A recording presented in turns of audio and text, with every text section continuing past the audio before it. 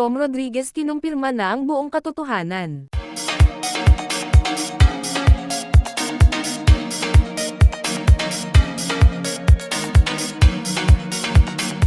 Ngayong araw ay napabalitang kinumpirma ng aktor na si Tom Rodriguez sa isang interview, patungkol sa balitang nagkabalikan na sila ng aktres na si Carla Abellana na dating asawa nito.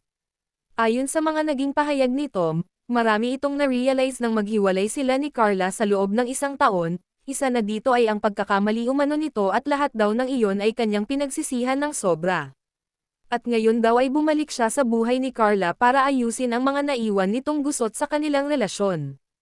Ilang buwan pa lang din daw ang nakakalipas nang magkaroon muli ng communication si Carla at Tom at napagpasyahan din daw nilang dalawa na magkita at mag-usap ng masinsinan. At doon na rin nila na-realize na meron pa pala silang natitirang pagmamahal sa isa't isa. Ani pa ni Tom, actually hindi po talaga namin inasahan ni Carla ang mga nangyari at magkakabalikan muli kami ngunit sobrang thankful pa rin naming dalawa dahil nagkaroon ulit sila ng pagkakataon na magkasama.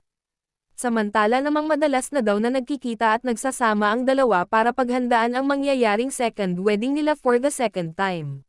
And this are chika for today mga ka-showbiz, sana nag-enjoy kayo. Don't forget to like, share, subscribe and click the notification bell for more updates.